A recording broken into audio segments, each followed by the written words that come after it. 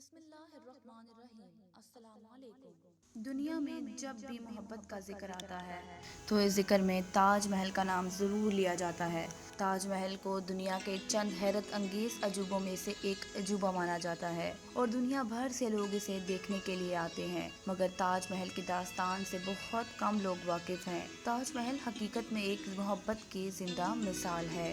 کئی صدیوں سے تاج محل کا ذکر شاعروں کی شاعری کی زینت بنا ہوا ہے۔ دوسری کہانیوں کی طرح اس کہانی کی شروعات بھی ایک دفعہ کا ذکر سے ہوتی ہے۔ ایک شہزادہ جس کا نام خرم تھا، اسے 15 سال کی عمر میں ایک شہزادی ممتاز سے محبت ہو گئی تھی۔ ایک روایت کے مطابق ان دونوں نے ایک دوسرے کا 5 سال تک انتظار کیا اور اس 5 سال کے عرصے کے دوران ایک دوسرے کو ایک مرتبہ بھی نہیں دیکھا، اور پھر 1612 میں ان دونوں کی شادی انجام پائی۔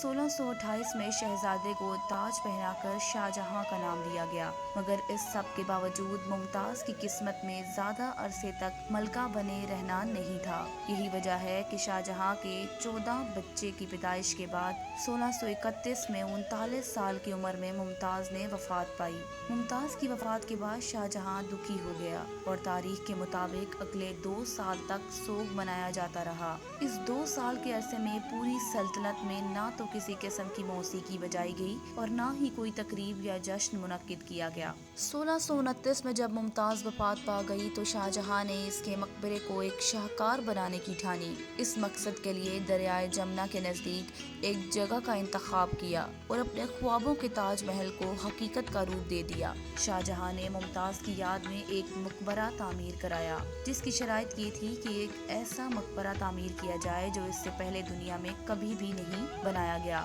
اور نہ ہی کبھی دیکھا گیا ہو، تاکہ ممتاز اور شاہجہاں کی محبت کی یادگار ہمیشہ کے لیے تاریخ کا حصہ بن جائے۔ اس مقبرے کو بنانے کے لیے آگرہ میں دنیا بھر سے خوبصورت سفید ماربل منگوائے گئے۔ اس کے بعد اس مقبرے کا نام تاج محل رکھ دیا گیا۔ تاج محل میں باغات ہیں جن میں نہریں بہتی ہیں، دیواریں ہیں جو پتھروں سے بنائی گئی ہیں، اس میں مینار بھی ہیں، ایک بڑا داخلی دروازہ ہے، اس کی اونچائی تقریباً 30 میٹر یعنی 100 فٹ ہے۔